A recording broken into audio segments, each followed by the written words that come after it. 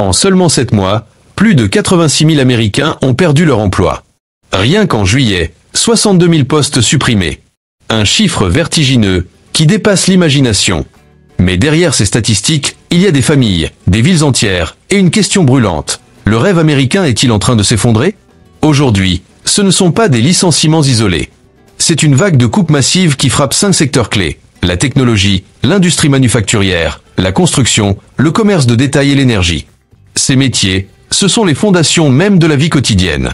Quand ils s'écroulent, ce ne sont pas seulement des chiffres sur un rapport, mais des communautés entières qui se vident, des familles qui perdent leurs repères, et une génération entière qui doute de son avenir. Dans cette vidéo, on va explorer secteur par secteur ce qui se cache derrière cette crise, les raisons visibles, les causes profondes qu'on évoque rarement, et surtout, ce que cela veut dire pour l'avenir de l'Amérique. On se souvient tous de cette promesse, ramener les emplois industriels en Amérique. Mais la réalité est bien différente. En juillet seulement, 11 000 emplois industriels ont disparu. Et depuis le début de l'année, ce sont des dizaines de milliers de familles qui ont dû quitter les usines qui les faisaient vivre depuis des générations. Officiellement, on parle de tarifs douaniers, de guerre commerciale, de coûts qui explosent. C'est vrai. Mais ce n'est que la partie visible de l'iceberg. La vérité, c'est que l'industrie américaine décline durablement. Les robots remplacent autant les ouvriers non qualifiés que les techniciens hautement spécialisés. Et produire aux États-Unis est souvent beaucoup moins rentable que dans d'autres pays.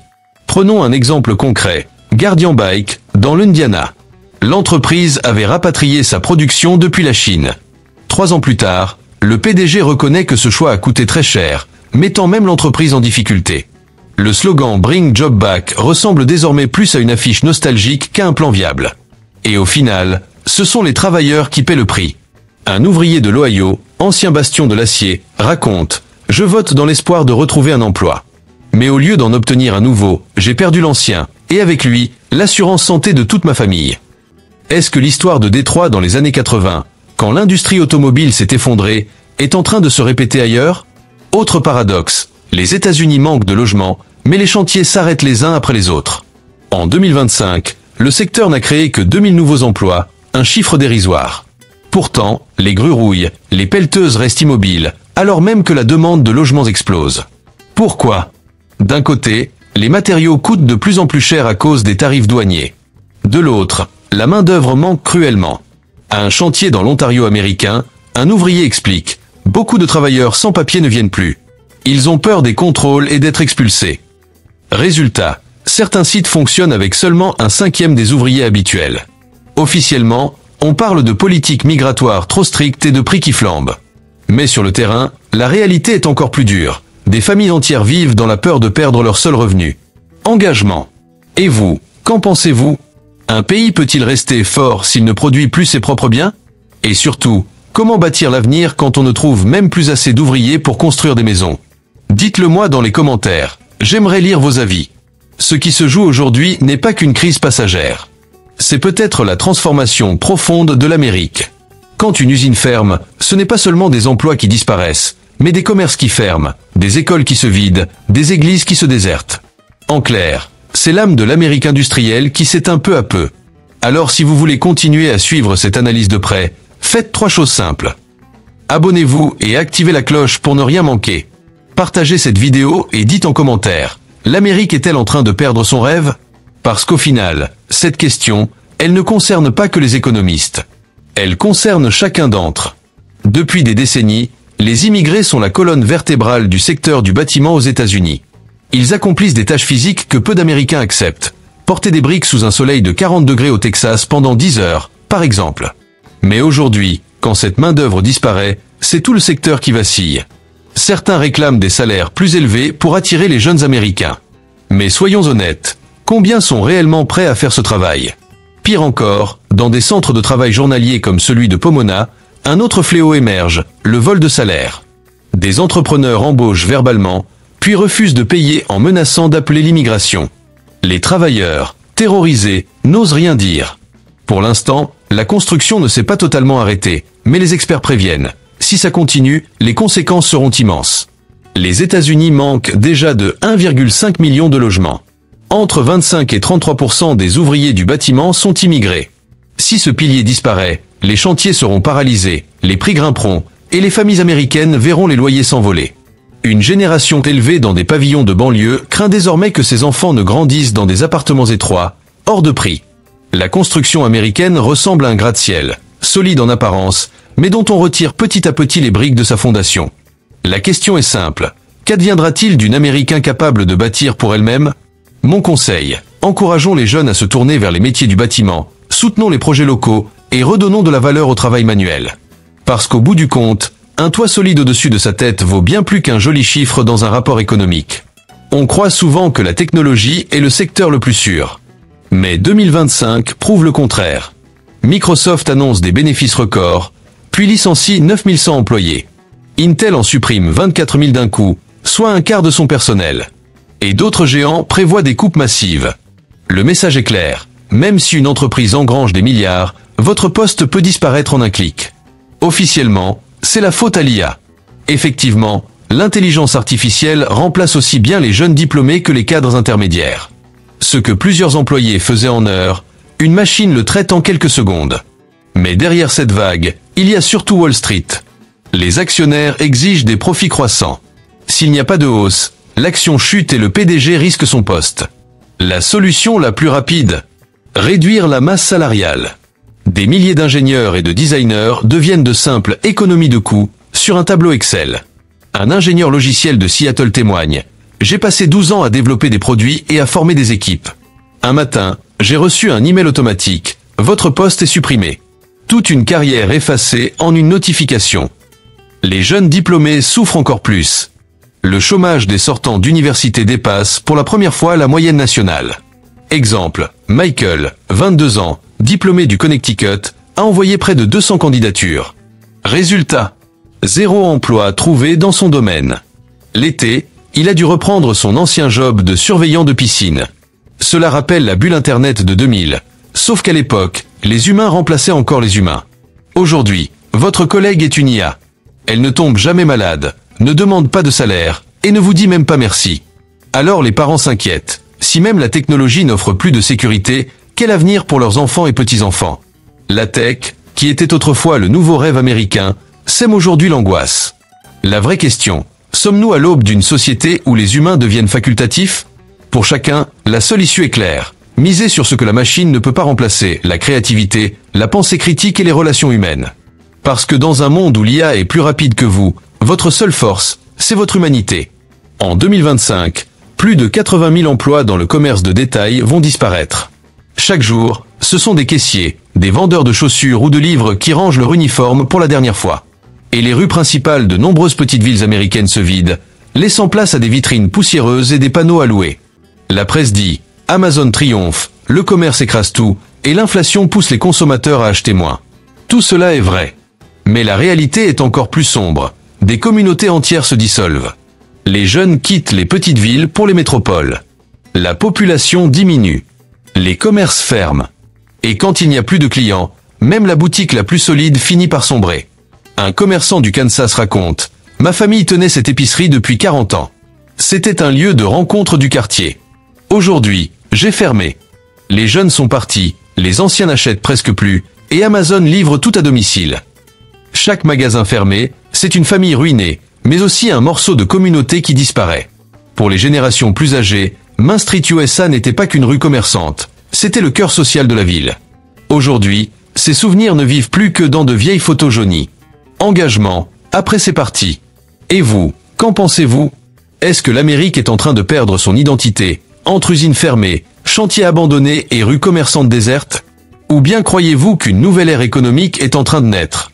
Si Main Street disparaît, nos petits-enfants sauront-ils encore ce qu'est une vraie communauté de quartier? Ou ne connaîtront-ils que des paniers virtuels et des relations en ligne? Avec la fermeture progressive des commerces locaux, nous perdons bien plus que des magasins. Nous perdons un lien social. Une Amérique sans Main Street serait plus froide, où les voisins vivent côte à côte sans se connaître. Question. Amazon peut-il vraiment remplacer notre épicerie de quartier? La réponse est évidente. Petit conseil. Soutenir un commerce local ne doit pas se faire uniquement pour son prix ou sa commodité, mais pour préserver un morceau de culture, un fragment de l'âme de la communauté. Protéger ces commerces, c'est garder vivants des souvenirs et des valeurs pour les générations futures. En 2025, les États-Unis pourraient connaître un paradoxe cruel. le prix de l'essence le plus élevé depuis 10 ans, des factures d'électricité qui flambent, et pourtant, l'industrie de l'énergie, surtout le pétrole, le gaz et le charbon, supprime des dizaines de milliers d'emplois. Un pays qui dominait autrefois le monde en énergie peine désormais à garder les lumières allumées sans faire vaciller l'économie. Les médias parlent de transition verte, réduire la dépendance aux énergies fossiles pour investir dans le solaire et l'éolien. Cela semble logique. Mais la réalité est plus complexe. Les États-Unis réduisent aussi leur production nationale de pétrole et de charbon pour influencer les prix mondiaux et garder du pouvoir sur la scène internationale. C'est une forme d'austérité volontaire, et ce sont les citoyens qui en paient le prix. Essence, électricité et emploi. Un mineur de West Virginia raconte « Mon père et mon grand-père ont travaillé toute leur vie dans la mine. Moi aussi je pensais faire pareil. Mais l'entreprise a fermé. À 45 ans, je me suis retrouvé au chômage, sans compétences alternatives. Mon fils m'a demandé « Papa, notre métier a disparu. » Je ne savais pas quoi répondre. Une famille, 3 générations, dont l'avenir a été brisé par une décision sur le papier. L'histoire pourrait rappeler la crise pétrolière des années 70, file d'attente aux stations-service et inquiétude nationale. Aujourd'hui, ce sentiment pourrait revenir, mais avec un enjeu supplémentaire, l'avenir énergétique et la stabilité des communautés. Si la transition verte se fait trop vite, des villes entières dépendantes du charbon ou du pétrole pourraient devenir des villes fantômes. Si elle est trop lente, les États-Unis subiront des pressions climatiques et géopolitiques. Le message est clair, diversifiez vos compétences, préparez vos enfants à un monde énergétique nouveau, et soutenez la transition durable tout en pensant aux personnes réelles derrière les chiffres de carbone. En 2025, 5 secteurs clés secouent simultanément l'Amérique: technologie, industrie manufacturière, construction, commerce de détail et énergie. Technologie, autrefois fierté de la Silicon Valley, désormais cauchemar d'IA où humains et algorithmes se disputent les postes. Industrie manufacturière, promesse de rapatrier les emplois, mais fermeture d'usines et perte d'emplois massives. Construction, pilier du rêve suburbain, mais à l'arrêt à cause de la pénurie de main-d'œuvre et de la hausse des coûts. Commerce de détail, Main Street disparaît, les commerces familiaux ferment, les communautés se fragmentent. Énergie, entre promesses vertes et villes minières menacées de devenir fantômes, le secteur est instable. Alors, que retenir de tout cela? Si Main Street disparaît, si les usines ferment, si la construction stagne, si la technologie remplace l'homme et si l'énergie vacille, que restera-t-il de l'Amérique telle que nous la connaissons? Ce n'est pas seulement une question d'emploi ou d'économie, c'est une question d'identité, de communauté, de mémoire. Chaque fermeture de magasin, chaque usine qui s'éteint, chaque chantier abandonné, ce sont des vies bouleversées, des familles qui perdent leurs repères et des villes qui perdent leur âme. Nous vivons une époque où la rapidité des changements économiques et technologiques dépasse notre capacité à nous adapter. L'intelligence artificielle, les robots, l'automatisation, le commerce en ligne, la transition énergétique, tout cela transforme la société à une vitesse jamais vue. Et au milieu de cette transformation, les individus et les familles se sentent souvent impuissants. Pourtant, c'est précisément maintenant que la préparation, la résilience et la solidarité prennent tout leur sens. Préparer ses enfants et petits-enfants à ce monde en mutation ne signifie pas seulement leur apprendre un métier. Il s'agit de leur transmettre des compétences humaines que la technologie ne pourra jamais remplacer. Créativité, esprit critique, capacité à résoudre des problèmes, empathie, collaboration. C'est leur offrir des outils pour naviguer dans un futur incertain et pour rester essentiels dans un monde où l'automatisation pourrait facilement nous rendre interchangeables. Et pour nos communautés, le message est clair. Soutenir les commerces locaux, valoriser les industries et métiers qui font vivre notre tissu social, et participer activement à la transition énergétique sans oublier ceux qui sont touchés, voilà ce qui peut faire la différence. Chaque petite action compte. Acheter chez un commerçant de quartier, encourager les projets locaux, valoriser le savoir-faire américain, transmettre ses valeurs aux générations futures. Mais la responsabilité ne repose pas seulement sur les individus. Les entreprises et le gouvernement ont un rôle crucial à jouer pour réinventer le marché du travail et préserver le lien social. Il faut repenser les politiques d'emploi, créer des opportunités dans les secteurs en mutation, soutenir les industries locales et s'assurer que la transition écologique et technologique ne laisse personne sur le bord du chemin. Car derrière chaque chiffre de chômage ou de fermeture d'usine, il y a une vie, un foyer, une communauté entière qui vacille. Nous sommes à un moment charnière. L'Amérique pourrait soit devenir un pays où les villes fantômes et les emplois disparus racontent une histoire de déclin, soit un pays capable de se réinventer, de retrouver sa force industrielle, de moderniser son économie tout en préservant le lien social et en formant les nouvelles générations à un futur prospère et durable. Alors, au-delà des chiffres, des statistiques et des gros titres, souvenons-nous, ce sont les familles, les voisins, les amis, les communautés et les générations futures qui sont au centre de cette transformation.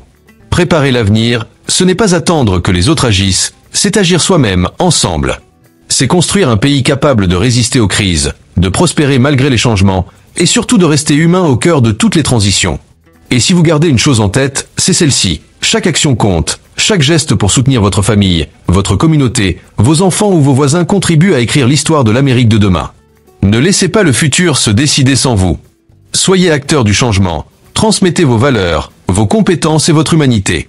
Car au final, protéger nos emplois, nos commerces, nos savoir-faire et nos communautés, ce n'est pas seulement une question d'économie. C'est protéger l'âme même de l'Amérique, pour que nos enfants et petits-enfants puissent grandir dans un pays vivant, solidaire et capable de rêver à nouveau. Il ne s'agit pas que de chiffres. Ce sont des familles qui perdent leur gagne-pain, des communautés qui perdent leur âme et une génération qui craint que ses petits-enfants n'aient plus de travail stable. Alors la question est, assistons-nous à une crise passagère ou à un grand reset, où l'Amérique doit redéfinir le travail, la communauté et la confiance? Et rappelez-vous, aujourd'hui, ce sont d'autres secteurs touchés, mais demain, cela pourrait être vous. Partagez vos réflexions en commentaire. Selon vous, quelle est la véritable solution pour les travailleurs américains? Réforme des entreprises, programmes gouvernementaux ou quelque chose de totalement différent? Si cette vidéo vous a été utile, n'oubliez pas de j'aimer, de vous abonner et d'activer les notifications pour ne pas manquer nos prochaines analyses détaillées. Ce contenu n'est pas un conseil financier. Tout ce que vous avez entendu ici est une analyse et une réflexion sociétale, conçue pour vous donner une vision plus large, vous informer et vous préparer pour l'avenir. Merci d'avoir regardé jusqu'au bout.